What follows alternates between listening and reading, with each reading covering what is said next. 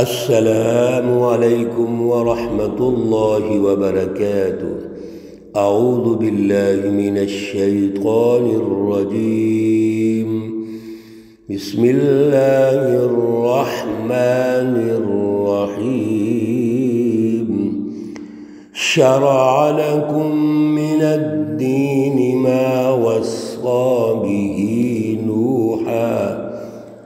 نوحا والذي أوحينا إليك وما وصينا به إبراهيم وموسى وعيسى أن أقيموا الدين ولا تتفرقوا فيه، صدق اللہ العلی العظیم۔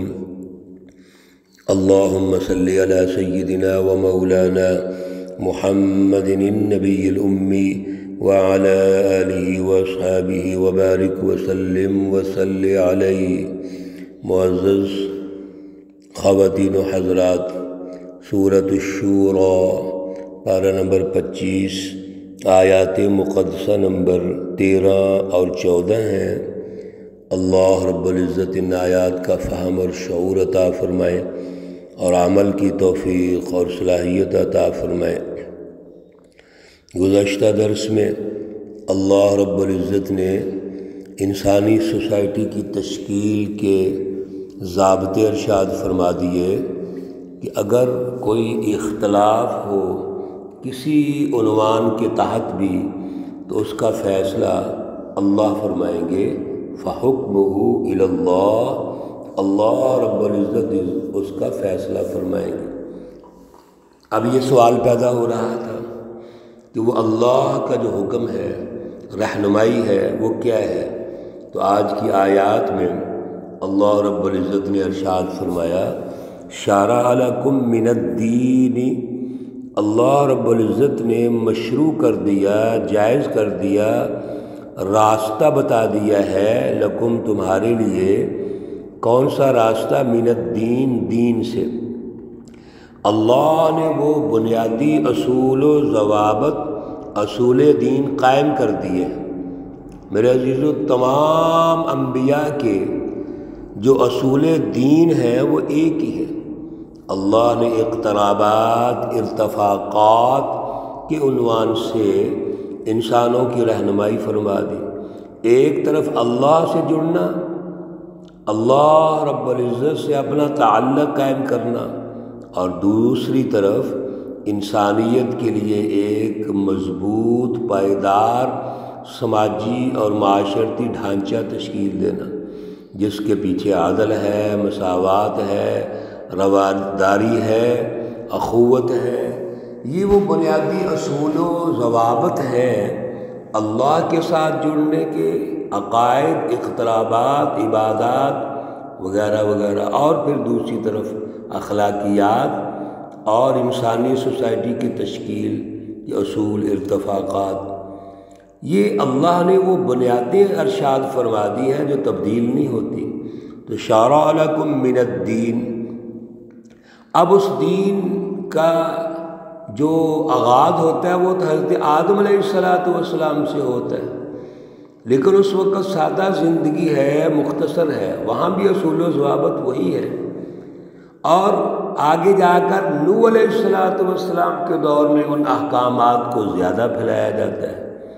جب کوئی انسان کی ترقی ہوتی ہے، انسانی معاشرہ آگے بڑھتا ہے، تو سب سے پہلے ما وصى به نوحا، جو نوح علیہ السلام کو ہم نے حکم دیا ہے، اور پھر والذی اوحینا الیک، جو آپ کی طرف ہم نے حکم دیا وحی کی، جو حکم بھیجا نوح علیہ السلام کو، اور پھر آخر میں رسول اللہ صلی اللہ علیہ وسلم کو حکم دے دیا۔ یہ سارا جو دین ہے اللہ کی طرف سے ہے۔ اصل میں یہ وہ اصول و ضوابط ہیں جس کی بنیاد پر آگے بڑھنا ہے۔ پھر وما وصینا بہ ابراہیم، جو ہم نے حکم دیا ابراہیم کو اور موسیٰ کو اور عیسیٰ علیہم السلام، یہ 5 اللہ کے نبی حضرت نوح، ابراہیم، موسیٰ، عیسیٰ اور آخر میں پیارے رسول اکرم صلی اللہ علیہ وسلم، یہ وہ بنیادی مراکز ہیں جہاں اللہ نے شریعتیں نازل فرمائیں، اپنے اپنے ادوار کے مطابق کتابیں نازل فرمائیں، احکامات نازل فرمائے، اور ان احکامات کے ذریعے سے انسانی دماغ کو خطاب کیا، انسانی سوچ کو اللہ نے اجاگر کیا، اس کو مرکز بنایا، انسان کو مرکز بنایا کہ اے انسان تو غور و فکر کر اور اللہ رب العزت کی پہچان پیدا کر، اور اس کائنات میں اللہ کی رٹ کو غالب کرو۔ ان اقیم الدین، یہ تمام جو انبیاء ہیں ان کو اللہ نے کیا حکم دیا؟ وہ دین کیا ہے؟ ان اقیم الدین، کہ دین کو قائم کرو، یعنی سسٹم قائم کرو، اللہ کی رٹ کو قائم کرو، اللہ کی پہچان قائم کرو، اور اسی کے مطابق ایک معاشرتی اور سماجی ڈھانچہ تشکیل دو۔ یہ ہے ان اقیم الدین۔ کیا یہ لفظوں میں ہے صرف؟ میرے عزیزو، آج ہم پاکستان میں رہتے ہیں، مسلمانوں کا ملک ہے، ہر محلے میں کئی مسجدیں ہیں، اب تو ٹی وی چینلز مذہبی بن چکے ہیں، مختلف اسکالرز ہر وقت دین کی تبلیغ کے لیے لگے رہتے ہیں۔ کیا اس کے نتائج سماجی تشکیل کے حوالے سے پیدا ہو رہے ہیں؟ یہ بڑا اہم سوال ہے۔ اصل میں جو ہمارا سماجی ڈھانچہ ہے اس کے پیچھے جو سیاسی اور معاشی تشکیل ہے وہ ظلم کی ہے، اور ہم جو گفتگو کر رہے ہیں، جس دین کی بات کر رہے ہیں، وہ عدل کی بات کرتا ہے، وہ فلسفی، اعلیٰ فلسفی، فلسفہ توحید ہے۔ تو یہاں تضاد ہے، فلسفی میں وہ الفاظ کی حد تک ہے، اور سماجی ڈھانچوں کی تشکیل میں اس میں عملی نظام ظلم کے ہیں۔ تو یہ تضاد جب قائم ہوگا تو پھر اللہ کی رٹ قائم نہیں ہوگی، بات لفظوں تک رہ جائے گی، تقریروں اور لیکچرز تک رہ جائے گی، وہ ہوائی فلسفی بن جائے گی۔ میرے پیارے رسول اکرم صلی اللہ علیہ وسلم کو ابھی پچھلے دروس میں آپ نے سنا، آپ نے تو قومی انقلاب برپا کیا، قومی بنیادوں پر، اور پھر بین الاقوامی انقلابات قائم کیے۔ بنیادی طور پر اللہ کی رٹ کو قائم کرنا، یہ ہے ان اقیم الدین، اللہ کی رٹ کو قائم کرو، عملی نظام تشکیل دو، ہمارا سیاسی نظام، معاشی نظام، معاشرتی نظام، اللہ کی رٹ اس پر قائم ہونی چاہیے۔ یہ ہے اللہ کی اتھارٹی۔ ہم اتھارٹی لفظوں میں مانتے ہیں، سسٹم میں نہیں مانتے۔ وَلَا تَتَفَرَّقُوا فِيهِ، اور اس میں کوئی اختلاف فرقے نہیں ہونے چاہیے۔ اصول دین میں کوئی اختلاف نہیں ہے۔ اللہ کی پہچان میں کیا اختلاف ہو سکتا ہے؟ عدل کے نظام کے قیام میں کیا اختلاف ہو سکتا ہے؟ انسانی حقوق کی پاسداری میں کیا اختلاف ہو سکتا ہے؟ تو اقترابات اور اتفاقات پر اللہ کی رٹ قائم ہو، اس میں کوئی اختلاف نہیں۔ اور یہی چیز کابورہ بھاری ہے علی المشرکین، مشرکوں پر، جو کفار مشرکین جنہوں نے ظالمانہ رٹ قائم کی ہوئی تھی، مکہ کے سردار ابو جہل وغیرہ، ان کے لیے یہ چیز بڑی مشکل تھی کہ اپنے شرک کے نظام کو چھوڑ کے اللہ کی توحید کی طرف آنا، ظلم کے نظام کو چھوڑ کے عدل کی طرف آنا، اللہ کی رٹ کو سسٹم میں ماننا، یہ ہے باری ان پر۔ اور آج بھی یہی باری ہے، آج بھی عمل توحید وہ لفظوں کی حد تک رٹی ہوئی ہے بس، لیکن اصل میں اللہ کی رٹ نہیں۔ ما تدعوہم الیہ، جس کی طرف آپ بلاتے ہیں وہ اعلیٰ فلسفہ توحید، پروگرام، اعلیٰ نظریہ، اور اس پر عملی نظام، یہ ان کو بھاری لگتا ہے۔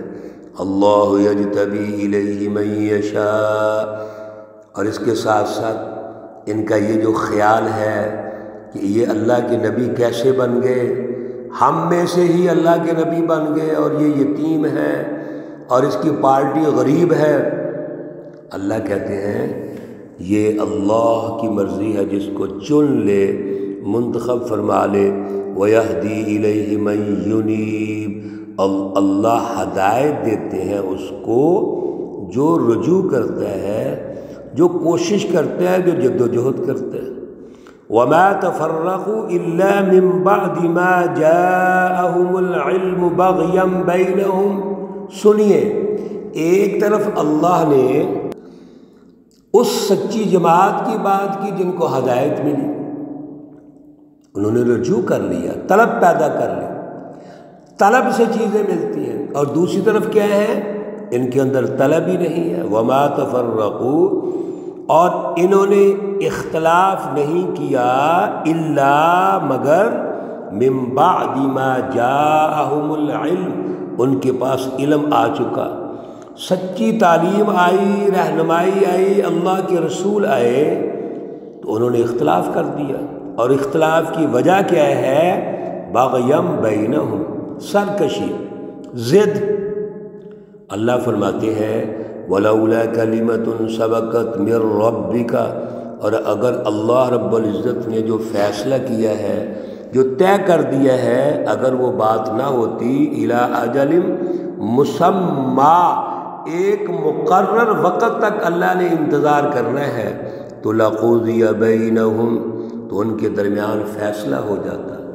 گویا اللہ فوراً فیصلے نہیں کرتے، اللہ نے ایک سسٹم بنایا ہوا ہے، اس سسٹم کے تحت فیصلہ کریں گے، ورنہ ان ظالموں نے تو کوئی کسر نہیں چھوڑی، ضد کی، تکبر کیا، بلا وجہ رسول اللہ صلی اللہ علیہ وسلم کو تکلیفیں پہنچائیں، لیکن اللہ نے پھر بھی ڈھیل دی۔